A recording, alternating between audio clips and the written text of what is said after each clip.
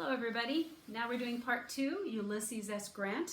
In your history book, it's page 259, and we're going to read about him. A special gift.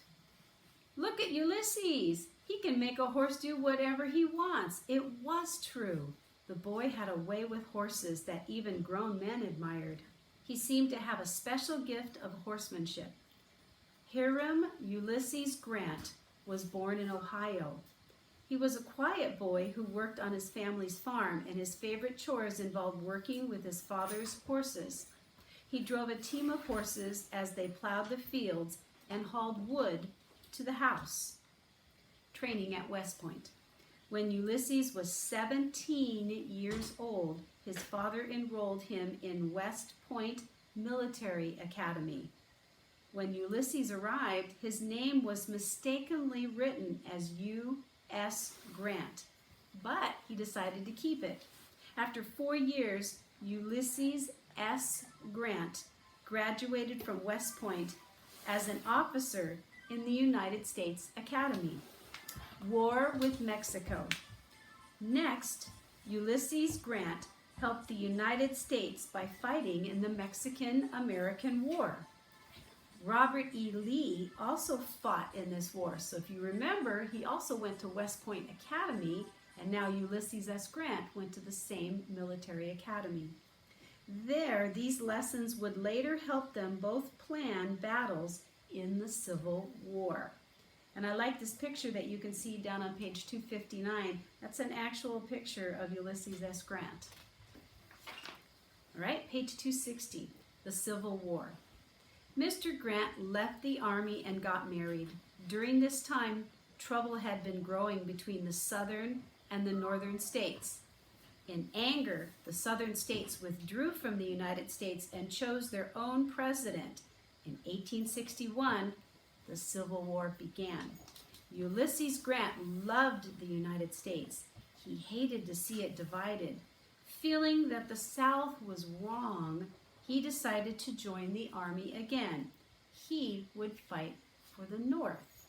And if you remember again, the South elected Jefferson Davis as their president and did not recognize Abraham Lincoln as the president of the United States anymore. U.S. Grant gets a new name. Ulysses Grant fought bravely with the Union Army. That's the Northern Army. He made wise decisions in battle. When he lost a battle, he remembered the lesson he learned from his troubles and never gave up. A few months after he entered the war, General Grant led his men into Tennessee. There he captured a Confederate fort. He did not stop there. He moved on to capture another fort. The Confederate soldiers fought bravely, but soon they knew that the battle was lost. The commander of the Confederate fort asked General Grant, "If we surrender, what will you allow us to keep?"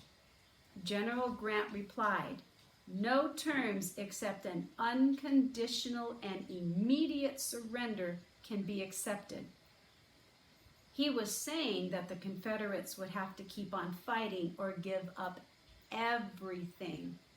If they wanted to surrender, they would have to give up the fort and everything that was in it. The enemy chose unconditional surrender. General Grant's answer made him famous throughout the North. In fact, the people from the North took the first two initials of General Grant's name, U.S., and gave him the nickname Unconditional Surrender Grant. A man who fights. Although General Grant fought in many battles, he did not always win. Once, he and his men were completely surprised by a Confederate attack. Remember, the Confederates are the Southern Army. During this battle, General Grant was asked, "What plans have you made for turning back?" He quickly answered, "None. I have made only plans for advancing." General Grant and his army finally won that battle. He won because he was not willing to give up. Page 262. General Grant becomes commander. In 1864, President Lincoln made U.S. Grant the commander of all the Union armies. Other men had held this job before General Grant, but each man failed. It would not be an easy task. The Civil War ends. General Robert E. Lee bravely led the Confederate troops. They too were men who did not give up. The many years of war had made the South very poor. General Lee's men had gone for days without enough food. Their clothes were ragged, and many men did not have any shoes. Some had no guns. There were not enough blankets or tents. Too many men have died already, thought General Grant. I will write a letter to General Lee and ask him to surrender. General Lee sadly read the letter.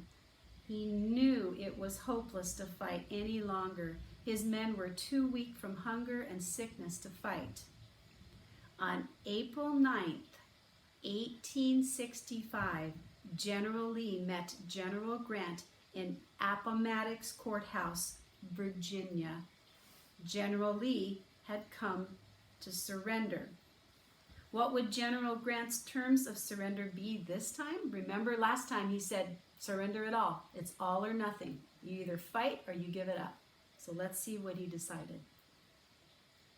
If he wanted to, he could have taken the horses away from the Southern soldiers. He could make General Lee and his soldiers prisoners. Would General Grant be hard and bitter towards the Southern men? As General Grant wrote down the terms of surrender, he was glad that the war was over. There would be no Confederate prisoners. Each Southern soldier could return to his home. If the soldier had owned a horse or a mule in the army, he could take that animal home with him. General Grant knew that the Southern farmers would need these animals to help plant crops for the starving South. President Grant.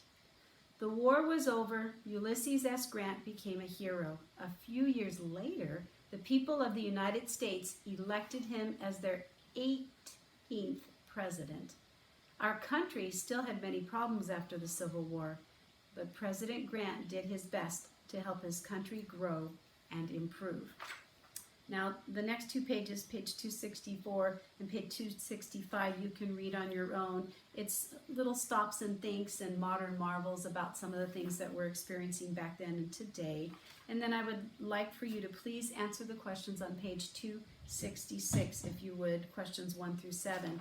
But I also want to share something with you. I've known this for a while, but when my daughters went to the Washington, D.C. trip, and we went to Appomattox, Virginia, and we actually saw the place where both of these two met and where General Grant and Robert E. Lee met and shook hands to surrender. What really happened was that Robert E. Lee didn't go.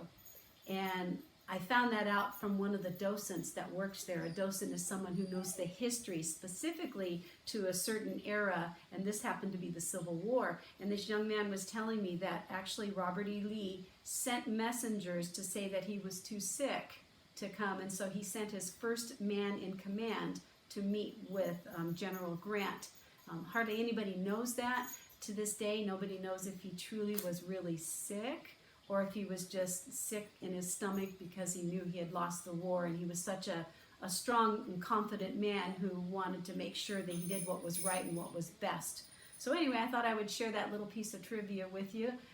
But as far as we know in our book, it does say that Robert E. Lee and Ulysses S. Grant met in Appomattox, Virginia to decide the terms of the South surrendering to the North.